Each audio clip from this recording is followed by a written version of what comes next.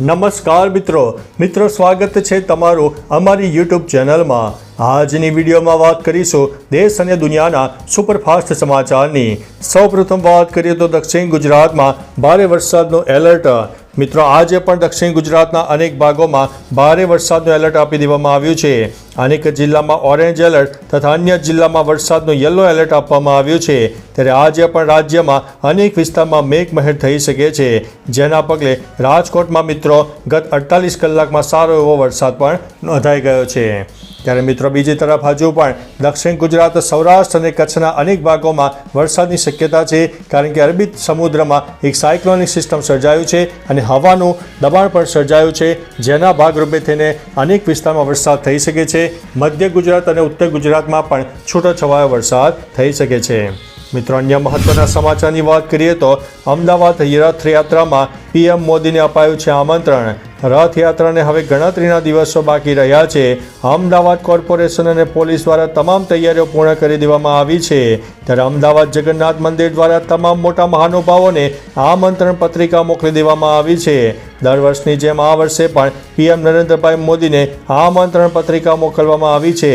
નરેન્દ્ર મોદીને ભગવાન જગન્નાથજીનો પ્રસાદ પણ મોકલવામાં આવ્યો છે। મિત્રો અન્ય મહત્વના સમાચારની વાત કરીએ તો બાલમબડી ડેમમાં આવ્યા છે નવા નીર। ગુજરાતમાં વરસાદી માહોલ જામ્યો છે, જેના પગલે જામનગરના કાલાવડનો જીવાદોરી સમાન બાલમબડી ડેમમાં નવા નીર આવ્યા છે। ખાસ કરીને કાલાવડના ગ્રામ્ય વિસ્તારોમાં ભારે વરસાદ પડતા બાલમબડી ડેમમાં નવા નીર આવી ગયા છે। બાલમબડી ડેમ હાલમાં 13 ફૂટ જેટલો ભરાયો છે। બાલમબડી ડેમ કાલાવડ શહેરમાં પીવાનું અને સિંચાઈનું પાણી પૂરું પાડે છે। બીજી તરફ દક્ષિણ ગુજરાતની જીવાદોરી સમાન ઉકાઈ ડેમમાં પણ પાણીની સારી આવક શરૂ થઈ ગઈ છે।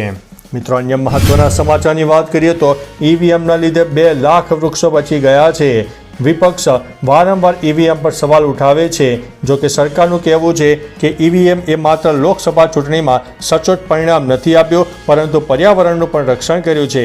કેન્દ્રીય પર્યાવરણ મંત્રી ભૂપેન્દ્ર યાદવે કહ્યું છે કે જો બેલેટ પેપરથી ચૂંટણી યોજાઈ હોત તો ઓછામાં ઓછા 2 લાખ વૃક્ષો કાપવા પડ્યા હોત। ઈવીએમ વિપક્ષના જુઠ્ઠાણાનો પર્દાફાશ તો કરે છે, સાથે વૃક્ષોના જતન માટે ઉપયોગી પણ સાબિત થયું છે।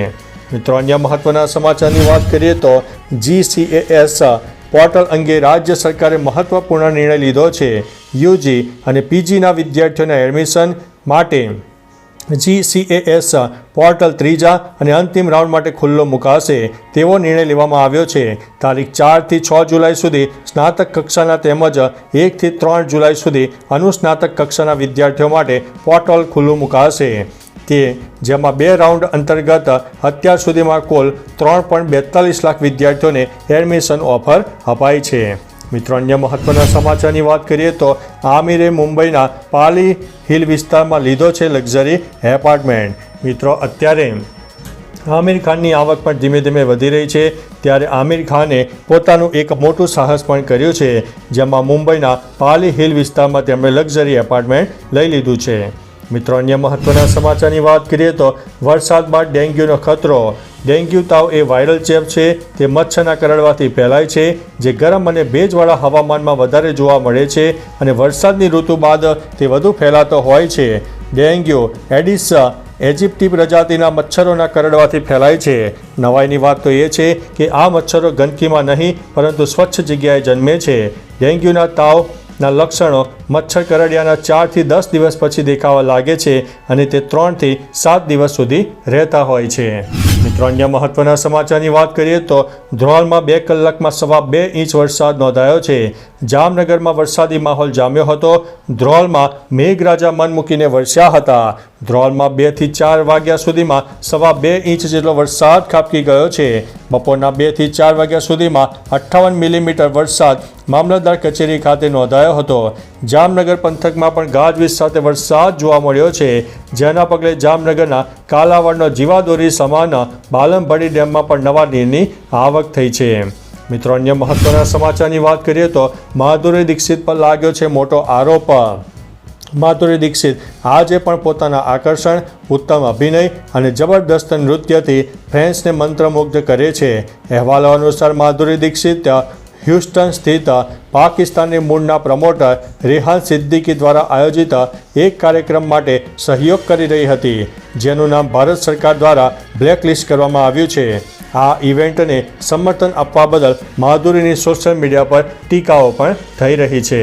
મિત્રો, અન્ય મહત્વના સમાચારની વાત કરીએ તો ખરાબ વાતાવરણને કારણે એરપોર્ટ પરની 19 ફ્લાઇટો પ્રભાવિત થઈ હતી. સમગ્ર રાજ્ય સહિત અમદાવાદ શહેરમાં મેઘરાજા મહેરબાન થયા હતા. રાજ્યમાં સાર્વત્રિક વરસાદનો માહોલ જોવા મળ્યો છે. વાતાવરણમાં પલટો આવ્યો છે, ત્યારે અમદાવાદમાં ખરાબ વાતાવરણને પગલે હવાઈ મુસાફરી પ્રભાવિત થઈ છે અને અમદાવાદ એરપોર્ટ પર થતી 19 જેટલી ફ્લાઇટો પણ પ્રભાવિત થઈ હતી, જેમાં મોટાભાગે દિલ્હી, મુંબઈ, ચેન્નઈ અને ગોવા જતી ફ્લાઇટ હવામાનને કારણે પ્રભાવિત થઈ હતી. મિત્રો, અન્ય મહત્વના સમાચારની વાત કરીએ તો સગીર પ્રેમિકાને પરાણે ઝેરી દવા પીવડાવીને મોતને ઘાટ ઉતારી દેવામાં આવી છે. આણંદ જિલ્લાના તાલુકાના ધુણાદરા ગામમાં પરિણીત પ્રેમી પોતાની સગીર પ્રેમિકાને ઝેરી દવા પીવડાવીને મોતને ઘાટ ઉતાર્યા બાદ ફરાર થઈ ગયો હોવાનો બનાવ સામે આવતા ચકચાર મચી જવા પામી છે. હાલ તો પોલીસ દ્વારા પરિણીત પ્રેમી વિરુદ્ધ ગુનો દાખલ કરીને આગળની તપાસ હાથ ધરવામાં આવી છે. મિત્રો, અન્ય મહત્વના સમાચારની વાત કરીએ તો હરિદ્વારમાં ભારે વરસાદ થતાં ગંગા નદીમાં અનેક ગાડીઓ ડૂબી ગઈ છે. ઉત્તરાખંડના હરિદ્વારમાં ગંગા નદીમાં ભારે તોફાન જોવા મળ્યું હતું. ભારે વરસાદને કારણે હરિદ્વારમાં ખરખરીની સૂકી નદીમાં ગાડીઓ તણાઈ ગઈ હતી. કહેવાય છે કે લગભગ અડધો ડઝન ગાડીઓ ગંગામાં તણાઈ ગઈ હતી. તો વળી ઉત્તરી હરિદ્વારમાં પાણી ભરાવાને કારણે લોકોના ઘરોમાં પાણી ઘૂસી ગયા હતા. ઉત્તરાખંડમાં ચોમાસાનું એલર્ટ જારી કરી દેવામાં આવ્યું છે. મિત્રો, અન્ય મહત્વના સમાચારની વાત કરીએ તો દિવાલ ધરાશાયી થતાં ગાડીઓને નુકસાન થયું છે. વડોદરા શહેરમાં વરસાદનું આગમન થયું છે, ત્યારે લોકોને અસહ્ય ગરમીથી છુટકારો પણ મળી રહ્યો છે.